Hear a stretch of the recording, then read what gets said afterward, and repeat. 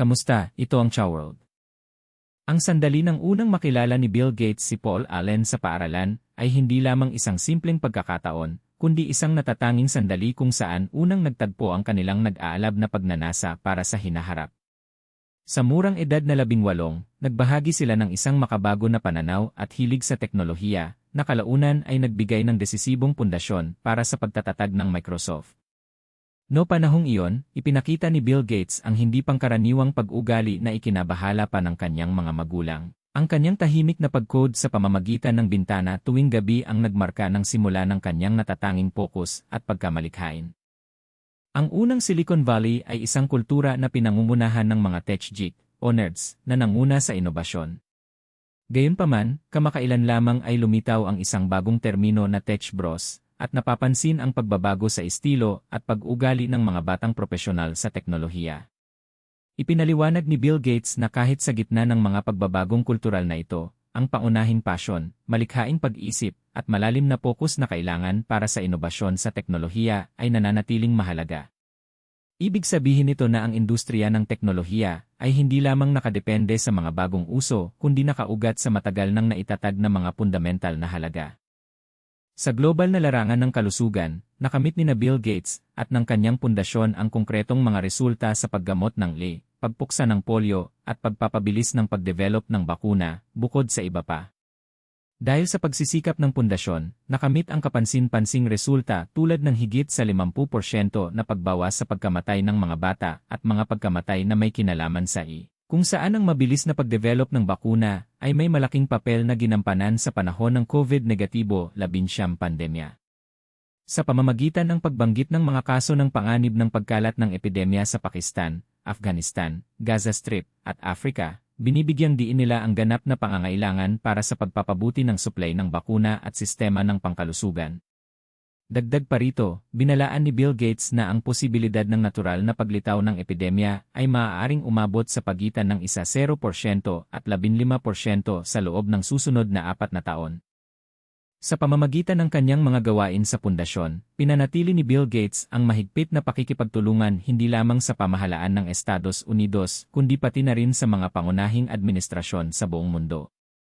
Halimbawa, sa isang hapunan na umabot ng higit sa 3 oras kasama si Donald Trump, tinalakay nila ng malalim ang iba't ibang paksa gaya ng pampublikong kalusugan, inobasyong teknolohikal, pamamahala ng budget ng pamahalaan, at mga pamamaraan ng zero-based budgeting. Ang mga pagtitipong ito ay may mahalagang papel sa pagkamit ng makabuluhang pagbaba ng bilang ng pagkamatay ng mga bata at pagkamatay dahil sa pamamagitan ng pagtutulungan ng pribadong sektor at pamahalaan. At inaasahan na magkakaroon ng malaking epekto sa mga desisyong pampulitika sa hinaharap. Bukod pa rito, binanggit ni Bill Gates na hindi pa niya nagkaroon ng direktang pag-uusap kay Elon Musk at hindi rin niya sinubukan ito sa nakalipas na 18 buwan. Sa kabila nito, matagal nang pinananatili ng dalawa ang kanilang magkasanib na interes at mutual na paggalang sa mga inobasyong teknolohikal ng bawat isa.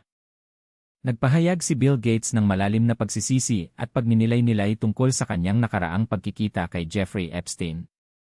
Noong panahong iyon, sa hangarin na palawakin ang kanyang network sa larangan ng global health, sinubukan niyang makipag-ugnayan kay Jeffrey Epstein, ngunit sa huli, nakaranas siya ng negatibong epekto na hindi nakaabot sa inaasahan. Naging mahalagang aral ang karanasang ito, na nagpapaalala na dapat magpatupad ng mas maingat na pamantayan sa pamamahala ng mga koneksyon at pagpili ng mga katuwang sa pakikipagtulungan. Ang relasyon ng Estados Unidos at China ay hindi lamang nakabase sa simpleng kompetisyong pang-ekonomiya, kundi malalim na nakaugnay sa mga komplikadong isyong pandaigdig tulad ng pagbabago ng klima, kalusugan, terorismo, at bioterorismo. Sinusuri ni Bill Gates na parehong mapapalakas ng dalawang bansa ang inobasyong teknolohikal, pag-unlad ng ekonomiya, at internasyonal na seguridad sa pamamagitan ng pagbuo ng isang win-win na estratehiya para sa kapwa-benepisyo. Binibigyang diin niya na inaasahang malaki ang maitutulong ng ganitong modelo ng kooperasyon sa katatagan ng pandaigdigang ekonomiya at sa pagtugon sa mga internasyonal na krisis. At kailangang kilalanin ng parehong Estados Unidos at China ang pangangailangan para sa kooperasyon sa pangmatagalang pananaw. Ang pagkabata ni Bill Gates ay minarkahan ng hindi karaniwang pag-ugali na naiba sa karaniwang pamantayan ng lipunan. Ayon sa kasalukuyang mga pamantayan sa diagnosis, posible na ipinakita niya ang mga katangiang maaaring ituring na nasa spectrum ng autism. Sa katunayan, palihim na lumalabas si Bill Gates sa bintana tuwing gabi upang iwasan ang tingin ng kanyang mga magulang at lubos na magpakasasa sa pagkukode. Isang pag-ugali na hindi nauunawaan noong panahong iyon, ngunit nagkaroon ng malaking papel sa paghubog ng kanyang pambihirang konsentrasyon at malikhaing pag-isip. Ang mga karanasang ito ang naging pundasyon ng kanyang pag-usbong bilang isang world-class na technological innovator. At ngayon ang kanyang pag-ugali ay muling sinusuri bilang isang mahalagang batayan para sa inobatibong pag-isip at pagkamalikhain. Ito ay ang Chow World Economic News.